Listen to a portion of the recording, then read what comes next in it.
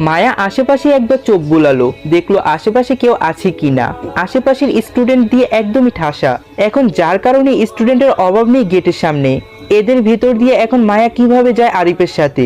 এখন যদি সে আরিফের গাড়িতে উঠে, আগামীকাল তাকে নিশ্চিত ভার্সিটিতে হ্যারেস করা হবে। আর এখন যদি আরিফের সাথে না যায়, আরিফ নিশ্চিত সিনক্রেট করবে। এই তো স্টুডেন্টরা মায়াকে নিয়ে গসিপ কম করবে না, আবার আরিফের সাথে গিয়েছে শুনলে খান পরিবারের নিশ্চিত তাকে মেরে ফেলবে। মায়া পড়ে যায় মহা বিপদে। এখন যেই দিকে যায় না কেন বিপদ। এই যে একটা গান আছে না, উত্তরের ভস্কর জঙ্গল, দক্ষিণে না যাওয়াই মঙ্গল। এমন অবস্থা এখন মায়ার, রীতিমতো চিপসে পড়ে গেছে সে। এমন সময় আরিফ তাকে আবারও ডাকলো, গাড়িতে উঠবি নাকি কোলে করে উঠাবো? আরিফের এমন কথায় মায়ার চোখ বড় বড় করে তাকায় আরিফের দিকে।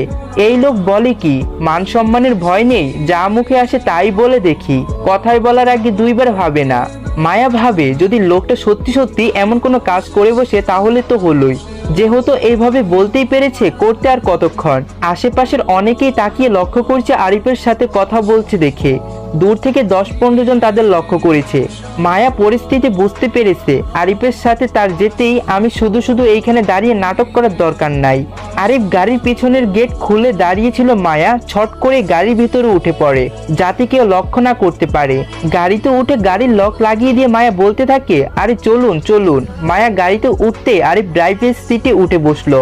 প্রায় 30 মিনিট পরই গাড়ি এসে থামলো একটা কালো রঙের বিলাসবহুল ডুপ্লেক্সের বাড়ির সামনে।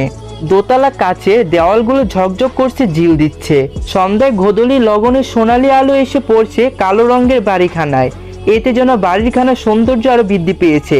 বাড়ির এক কোণে বাড়ির নাম লেখা সেন্ট্রি মনি। মায়া তখনও গাড়িতে বসা, গাড়ির জানলা দিয়ে মুখ বের করে বাড়িখানা দেখলো। আরিফ এসে দরজা খুলে দিল। মায়া গাড়ি থেকে নামে হাঁ করে তাকিয়ে থাকে বাড়িটার দিকে। বাড়িটা সৌন্দর্যের বর্ণনা দেওয়ার মতো না। মায়া আরিফকে বোকার মতো একটা প্রশ্ন করে, এই বাড়িতে কি আপনি কাজ করেন? মায়ার কথায় আরিফের 100 বোর্ডের শক লাগে। তার বাড়িতে সেই কেন কাজ করতে যাবে? কি উচ্চ শব্দ করেই বলে আরিফ। মায়া আবারও আরিফের ভঙ্গিমায় বলল, আপনারও কানে সমস্যা আছে নাকি? আমি এখানে কাজ করি মানে? এটা আমার বাড়ি, দিস ইজ মাই হাউস। কি আপনার বাড়ি মানে? আমি বিশ্বাস করছি না। এখন বললেন না মার্সিডিজ গাড়িটাও আপনার, এই গাড়ি বাড়ি দুইটাই আমার। এবার শখটা মায়ার লেগেছে। আরিফের কথায় মায়ের চোখগুলো রসগোল্লার মতো বড় হয়ে যায়। এর থেকে ভালো যদি আরিফ বলতো পুরো আমেরিকাই তার, সেটা হয়তো মিথ্যা হলেও মানা যেত। এত বড় আরিশান বাড়ি ও মার্সিডিজ গাড়ি আরিফের, এই কিছুতেই মেনে নিতে পারলো না মায়া।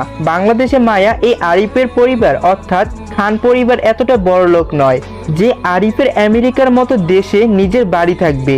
ওয়েট, আবার থাকতেও পারে।